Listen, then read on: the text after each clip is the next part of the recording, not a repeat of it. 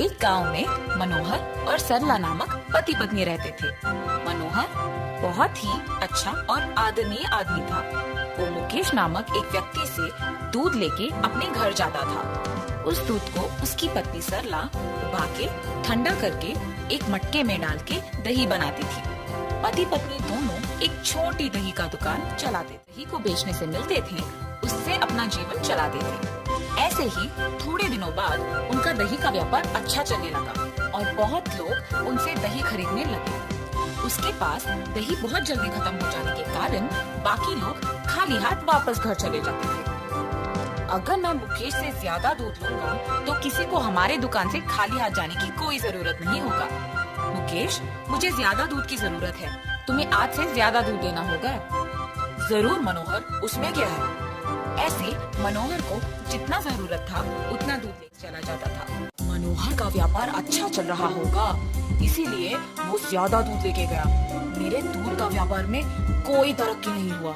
मुझसे सबसे ज्यादा दूध तो मनोहर ही लेता है, इसीलिए अगर मैं दूध में पानी मिलाऊंगा तो उसे कोई शक नहीं होगा। जैसे उसने सोचा वैसे ही अगले दिन वो मनोहर को देने वाला दूध में पानी मिला के देता है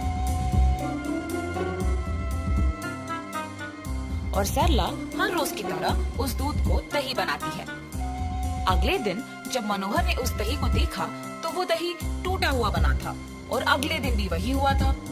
सरला, आज भी दही वैसे का ही बना है। इस बात के बारे में हमें कुछ करना होगा, वरना व्यापार को आगे नहीं ले जा सकेंगे। हाँ जी, पर अगर दूसरा दूध बनेगा इसका क्या भरोसा। अगर हम ही गाय को लेके एक भरोसेमंद आदमी को उनका देखभाल करने के लिए रख देते तो हमें दूध के बारे में सोचने की भी जरूरत नहीं पड़ेगा ना। सही सोच है सरला, बिल्कुल करेंगे। मैं कह देता हूँ उसे कि हमें अब दूध नहीं चाहिए। और उनकी योजना के अनुसार वो दोनों गाय को लेकर एक भरोसेमंद आदमी को उनकी देखभाल के लिए रखते हैं। और मनोहर ये बात मुकेश को कहने के लिए निकल पड़ता है। मुकेश, मुकेश! अरे मनोहर, इस वक्त में क्यों आए हो? कुछ नहीं, बस इतना कहने के लिए कि आज से आपको हमें दूध बेचने की कोई जरूरत नहीं है। ऐसा क्यों? क्यों नहीं चाहिए दूध तुमको अब से? क्योंकि अब हमारे पास गाय है और उनके लिए एक रखवाला भी है। ऐसे कहकर मुकेश वहाँ से चला जाता है। अच्छी गुणवत्ता वाली दूध से दही बनाने के कारण बहुत लोग मनोहर के दुकान से खरीदते थे और इसकी वजह से उनका व्यापार भी अच्छा चलता है और वो दोनों सुख संपत्ति से जीते हैं। हर रोज की तरह जब मुकेश दूध देने बाहर निकलता है तो वो मनोहर के दुकान में दही के लिए लगी भीड़ देखता है। इस गांव में मनोहर का व्यापार बहुत अच्छा चल रहा है, इसीलिए मेरे पास दूध बंद करके उसको अब खुद गाय को खरीदने का साक्षाम है। उसका दुकान को भी बंद करवा दूंगा। ऐसे सोचकर वो अपने घर की फंक्शन में भजन के लिए बहुत लोगों को बुलाता है और दही के लिए मनोहर के दुकान को जाता है। मनोहर, मुझे एक मटका भर दही चाहिए। उतना दही क्यों मुकेश? मेरे घर में आज भजन है तो सबके लिए भोजन भी है। ऐसे कहकर वो दही लेके जाता है। घर जाते ही मनोहर के दिए हुए मटके का दही को दूसरी बर्तन में खाली करके मुकेश के दूध मिश्रण से बनाए हुए दही को उस मटके में डालता है। उसी दही को भोजन में सबको परोसता है। वो खाने के कुछ ही समय में सबको पेट दर्द करना शुरू हो जाता है और उसी समय पे गांव के जमींदार भी वहाँ आते हैं। सबको दर्द से तड़पते देख पूछते हैं, क्यों तुम सब ऐसे तड़प रहे हो? क्या हुआ? जब से यहाँ का दही खाया है तब से ऐसे ही तड़प रहे हैं। मुकेश, दही में क्या मिलाया तुमने? वो खा के ऐसे क्यों तड़प रहे हैं सब? प्रभु, मुझे कुछ नहीं पता, ये दही मैं मनोहर से खरीद लाया। सैनिकों, तुरंत मनोहर को मेरे पास लाओ। जी प्रभु।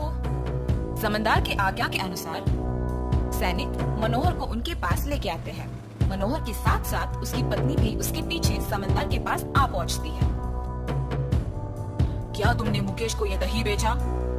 जी प्रभु, तुम्हारे बेचे हुए दही की वजह से यहाँ सब दर्द के मारे तड़प रहे हैं। तुमने इसमें क्या मिलाया? मैंने आज बहुत लोगों को यही दही बेचा है, उनको कुछ नहीं हुआ।